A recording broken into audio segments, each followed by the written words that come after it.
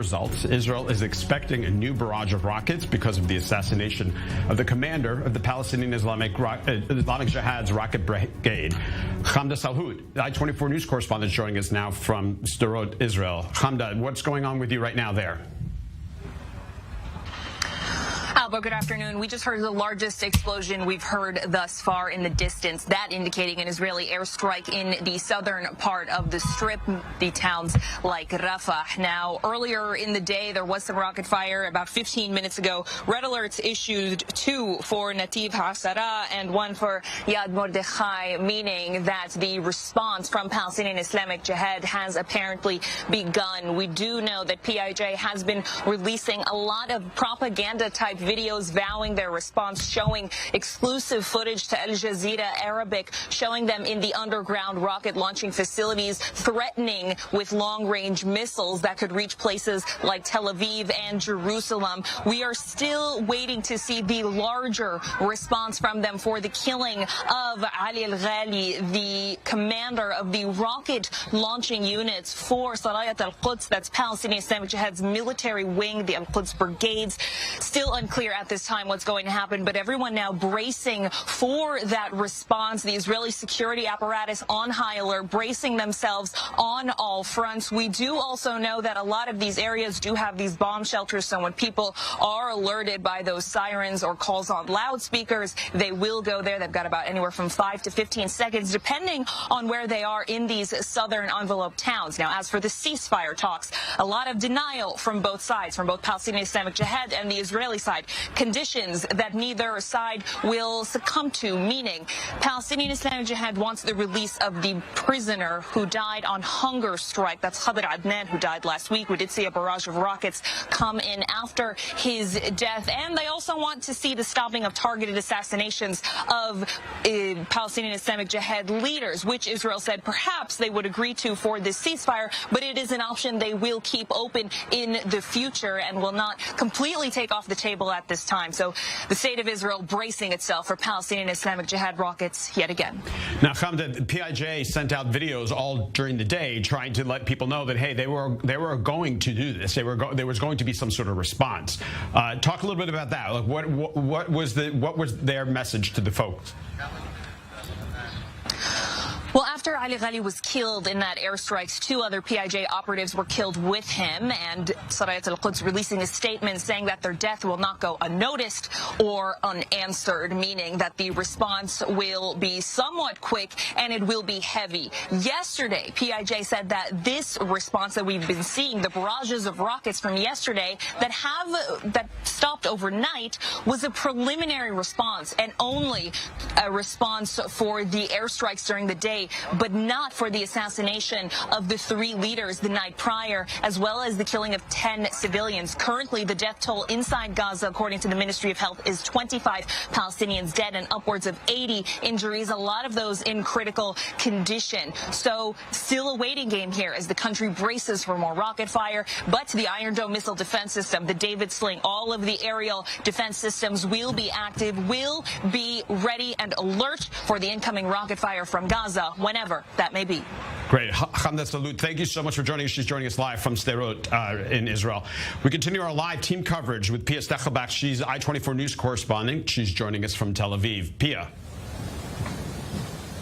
Well, Albert, PIJ has released propaganda footage all throughout the day, and only a couple of minutes ago they released another warning specifically to the residents of Tel Aviv, saying that Tel Aviv, the residents here, should brace for another attack, for another possibly range of rockets. Now, as of now, Albert, Tel Aviv, this is a regular Thursday afternoon. You see people behind me at the beach. People are out and about, although the municipality has been testing the loudspeakers also all throughout yesterday to make sure that in case of an alert, everyone has the chance to be warned.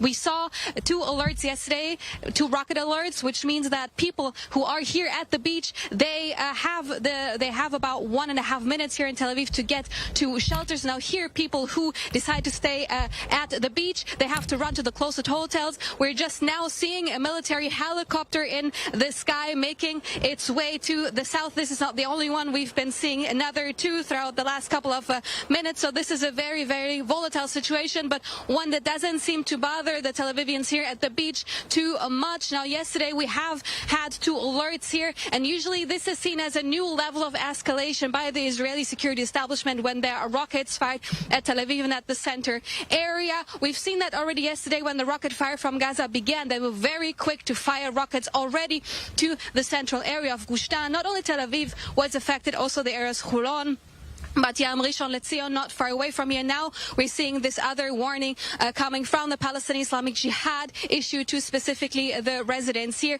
So this is a very volatile situation here in Tel Aviv.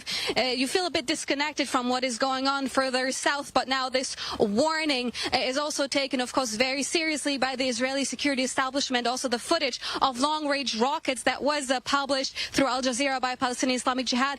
That we're talking about rockets that could range even further north from Tel Aviv, further northern areas in the country. So there is right now a very tense calm here in Tel Aviv, but that might change throughout the day, Albert. Great. Pia Shechabak, thank you very much for joining us. We continue our live team coverage in just a moment with both Guy Azrael and with Owen Alterman here in the studio. We just want to let people know we have gotten some word in just now that Nahal Oz has been now a target for these missile rockets. Guy, why don't you give us an update what's going on? Albert, just to explain to our viewers, there's a real sense of deja vu as to 2 days ago when we were expecting that big strike by Islamic Jihad, the revenge after those 3 that were killed 2 days ago, and last night the 4th senior Islamic Jihad operative. All of this amid these talks of a ceasefire, and that is a very complicated situation to manage for the Israeli defense establishment. The strategy here is keeping the pressure on. Israel wants Islamic Jihad to go back to the situation where it was 24 hours ago, when Islamic Jihad was the one that was begging for a ceasefire from the Egyptians. At the moment, Islamic Jihad does have that pressure, at least in terms of the rhetoric, to avenge the killing of that member and to start another barrage of rockets. We do see these rockets in the past half hour on the Gaza border communities, but of course the fear, the suspense now is ahead of a possible strike on Tel Aviv, on Israel's center and more populated areas, and that is the fear. So for now, the Israeli defense establishment is maintaining that pressure, continuing with their very targeted strikes, but very moderate ones at the same time, to show Islamic Jihad we are not letting go. If you want to continue this escalation, no problem.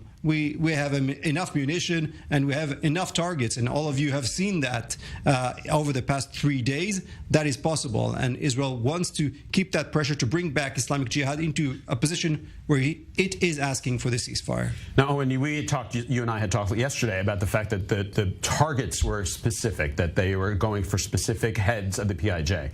That continued this morning. What's the aim there?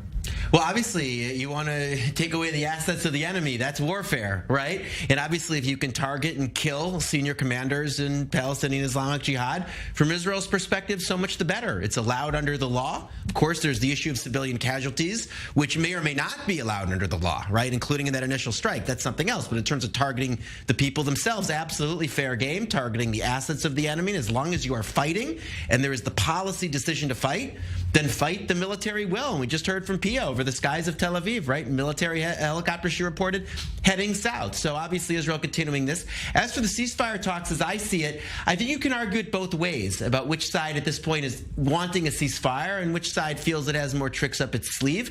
I think Guy's absolutely right. Islamic Jihad now has this incentive to show that they can avenge the attacks on their commanders and they can deliver that picture of victory, as we have come to call it in Hebrew. Right. And from the Israeli side, there is that psychological element of needing to deliver that sense of confidence to the Israeli public, but also the more rational side, are there still targets for which the benefits outweigh the potential?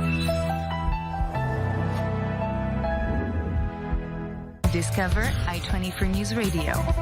Now you can listen to I-24 News anywhere, anytime. Israeli leaders may be learning from those mistakes, maybe wanting to be cautious, or, Albert, maybe there are other tricks up the Israeli military sleeve, as we saw last night with that strike on that Islamic Jihad commander. Maybe there are others that can be hit. Well, let me go back to you 1 second, Guy, because the idea of striking these top level of PIJ at the same time when people were saying, hey, let's see if we can get to a ceasefire. We're not there yet, but let's see if we can at least start. But then still striking nonetheless. Is that? Look, the situation was such that Israel initiated these targeted killings of these 3 senior members at the beginning of the operation, in light of the ongoing rocket fire over the past weeks and months, and particularly after 100 rockets were fired at Sderot on Tuesday last week. Now, as for the strike yesterday, it came as Israel saw that Islamic Jihad is not planning to go for a ceasefire, continued the rocket fire towards Tel Aviv, and Israel sent a very clear message. We see you, and we know where you are. If you continue to act violently, and if you continue to fire rockets towards civilian populations, civilian centers into the heart of Tel Aviv, this is not something that we're going to just sit idly by and say, okay, let's wait until you're ready for a ceasefire. This is not the way it is going to work. We're also hearing a little bit more about who is involved in the negotiations for the ceasefire, specifically in Egypt. And the bottom line we're hearing from Israeli officials, the ceasefire could take a couple of hours, or it can take several days, and it all depends on the developments. Now, am I looking at live pictures there for 1 second? Okay. One quick question I was going to ask you again, Guy, about yesterday the IDF had a strike, but then they stopped a moment beforehand when they saw a little boy. Tell us a little about the situation. Right. Not an unusual situation, but one that is important to talk about and to show the world. And the emphasis here is the fact that the last thing that Israel wants is civilian casualties. This is not Israel's goal in this operation.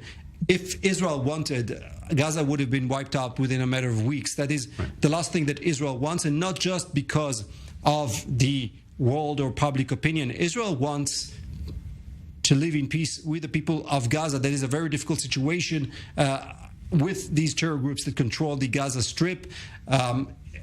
Israel waited several days. The operation plan was already ready on Friday until it targeted those 3 operatives 2 days ago. The goal was to harm as little as possible the civilian population there. Unfortunately, 10 civilians were killed in that strike, but had Israel not waited, the consequences could have been much more severe. And this example last night is just showing how Israel is trying its best to avoid civilian casualty while targeting these terror operatives and these guys that go out to send rockets. They're monitoring together with the Shin Bet and with surveillance, with drones, looking for those squads that are ready to launch missiles, rockets into Israel. This is when they strike, also targeting manufacturing sites and other sites related to the Islamic Jihad. We're looking at pictures, images that came in just moments ago to the I-24 newsroom. This is from Rafah. This is a strike that occurred that apparently there were 2 people killed here, is what we're told in the newsroom. I'm being told by the news desk. It continues. The IDF continues to target spaces and areas that are rocket launching sites. Yeah, this is what it is. Rocket launching sites in Rafah at the same time as we're hearing of more rocket alert sirens in Kerem Shalom, very nearby, just a few miles away. You can imagine that those squads who fire those mortars or rockets into Kerem Shalom, into the border communities, are the ones that are being targeted by the IDF. So the response is very swift in this case. Let me ask you a question, Owen, about it. Egypt reportedly getting involved in this. What's in it for them? Oh, a lot. Egypt, more than anybody, has the most to lose, potentially, by escalation in the Israel-Gaza border, and the most to gain by calm. And also, it's just an ideal mediator because it has potential leverage and strong connections positions on both sides. The last thing the Egyptians want to see, Albert, is fighting between Israel and groups in Gaza. It affects them directly. They have a border with Gaza. There are common ties between the population on the Gazan side of the border and the population on the Egyptian, on the Sinai side of the border. This Egyptian government in particular has very, very good relations with the Israeli governments, particularly on security matters. They also have contacts through intelligence with the factions in the Gaza Strip. The Egyptians potentially are at the front of any mediation efforts between Israel and the factions of the Gaza Strip, all the more so with this particular Egyptian government, with its strong relationships in Israel. So we're certainly seeing that again, not for the first time and not at all surprising. And I think at the end of the day, the Egyptian mediation efforts are really valued by both sides. Again, not that they always get to yes, not they always get to yes quickly. Obviously, there are deliberations and there are arguments and there are interests and there's leverage and there's so forth. But at the end of the day, it does, the road to an agreement does usually run through Cairo. You know, in fact, the Egyptian foreign minister spoke earlier about the idea of a ceasefire. Let's take a listen to that. The Egyptian efforts in this context are directed at having talks with both conflict parties, and we aim at strengthening the political process again. And these efforts have not borne fruit so far, and we've not seen the desired results. But still, we are going to continue our efforts. So, Owen, for those who are unfamiliar, at what level do these negotiations happen? Do you know? Are they at the foreign minister level? Are they even higher up to prime minister level? Well, obviously, the prime minister and foreign minister are going to be in the loop, but this isn't, I mean, Israel doesn't want to be seen as being in close contact, right, with terrorist organizations. That's, of course, why this is done indirectly. I suspect it's done more through intelligence services, the National Security Council, obviously keeping the leaders in the loop. It's they who must sign off on this ultimately. But don't forget that in past rounds of fighting, and this has been bitterly criticized in Israel, the Israeli government never actually came out and announced there was a ceasefire, right? The Israeli public learned about it through reports in Arab media. That's been heavily criticized in Israel in the sense that there was a lack of transparency. At least a statement should be issued by the government or by the military saying a ceasefire is going to happen. But I think the prime minister was actually very clear. There is no ceasefire as of yet, and until there is a ceasefire, we will continue with our efforts. Right, but how are we going to find out about that ceasefire when it happens? It begs the question, and we've seen it played different ways over the course of Israel has said very clearly, I think, for several days now, our goals in this operation have been achieved. If the Islamic Jihad wants to cease the fire, Israel is willing to go ahead with it. That was something that was said by the Prime Minister and by Defense Minister Gallant. The fact that the situation on the ground did not materialize to get to that, that is just the way it is. I think what is very important to speak about, the fear ahead of this operation, as it started, was the uniting of the arenas. The fear that an armed conflict with the Islamic Jihad is going to linger into other arenas, is going to draw Hamas, is going to draw the West Bank, the Palestinians in the West Bank, in East Jerusalem,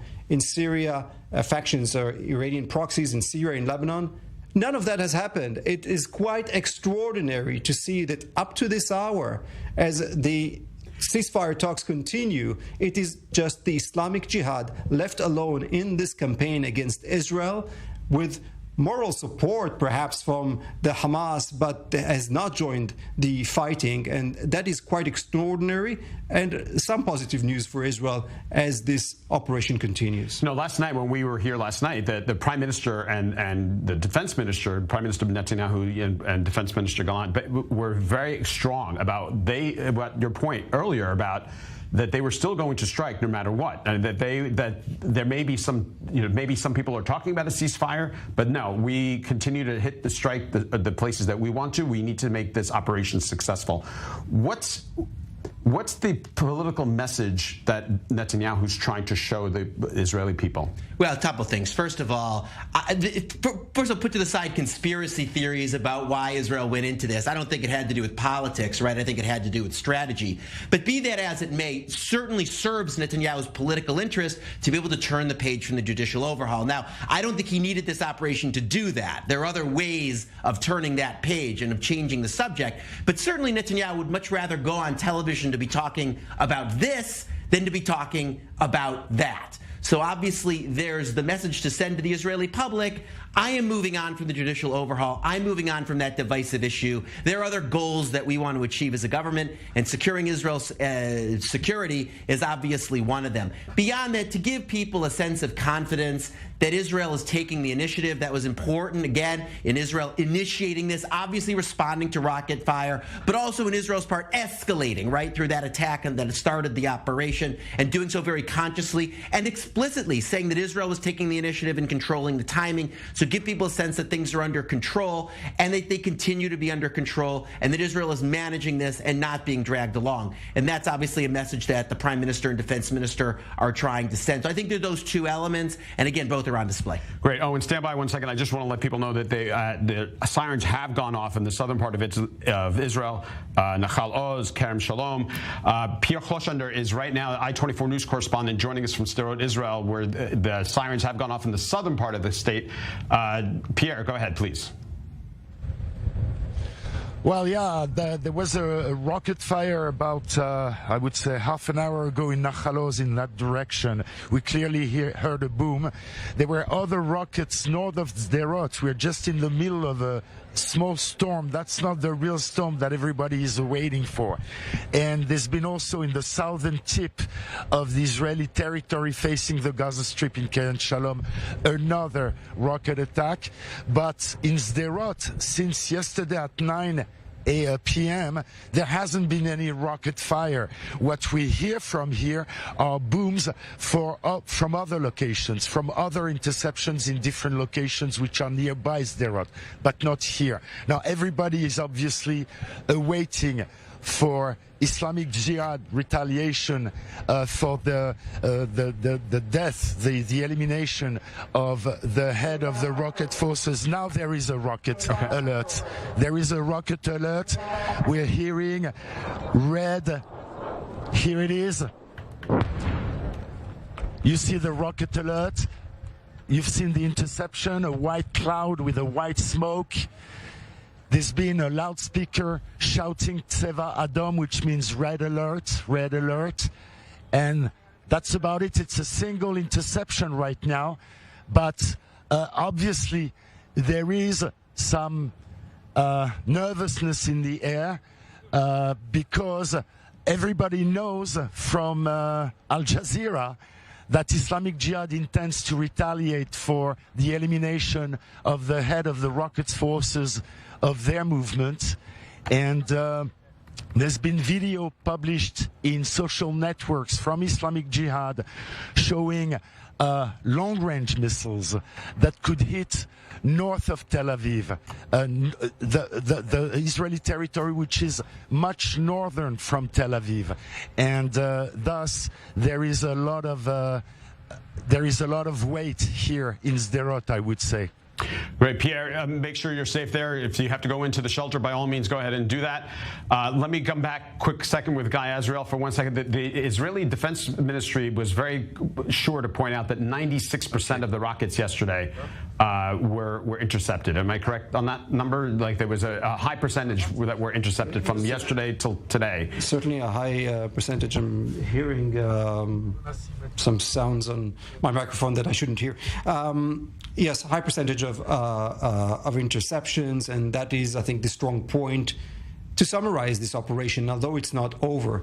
The fact that both due to the success rate of the Iron Dome and the David Sling that we saw in Tel Aviv, by the way, as well for the first time, and the fact that Israeli civilians are obedient to the instructions of the Home Front Command, because of these two conditions, we have not seen any success in the efforts of Islamic Jihad to shed blood here. And this is highly important for Israel, as this Iron Dome is not 100% accurate, of course, right, for people to listen to the instructions. And as we saw there with Pierre, the time that it takes for a rocket from the moment the siren is on to strike a certain area on the border is just 15 seconds, 1-5. You cannot imagine the feeling when you need to run to shelter with such little time. The situation is different here in Tel Aviv. We have about 90 seconds from the moment a siren goes off here. That's a lot of time. There's no reason to run to the shelter. There's plenty of time if you have a shelter nearby to find it. At least always know where's the nearest shelter, especially on these days, in case that alarm does go off. And there is, of course, that fear that might happen in the coming hours. Great. So let me bring people up to speed as to what's happening here in Israel. There has been another day full of rocket barrage. This has all started from a strike by the IDF for the top commander of the Al-Quds brigade. There have been 500 rockets that have been launched from the Gaza Strip into Israel in the past couple of days. We just saw one about 3-4 minutes ago with Pierre Clochender. He was in Sderot. We will continue our live team coverage of the strike against Israel by Gaza. There's you're looking at live pictures of Ashkelon and also of Gaza, and you'll see that we'll have live team coverage as it continues right here on I-24. You can stay tuned on the I-24 News app and on i24news.tv. I'm Albert Lewitton in Tel Aviv.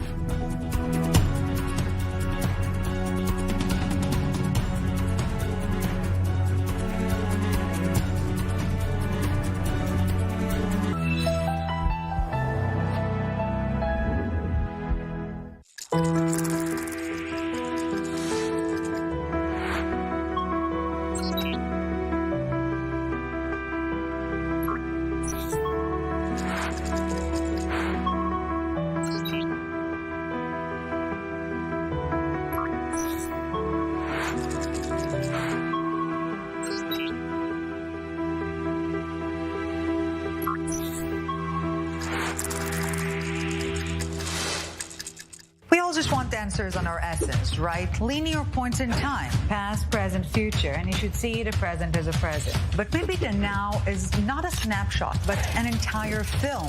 Identity is not a prefix that is derived from interaction, from the ever-dynamic connections we're making. You can only go so far from the lens of the individual. The only way to grasp the greater world, you need to engage in this global eye, where it's not about the being, but about the becoming.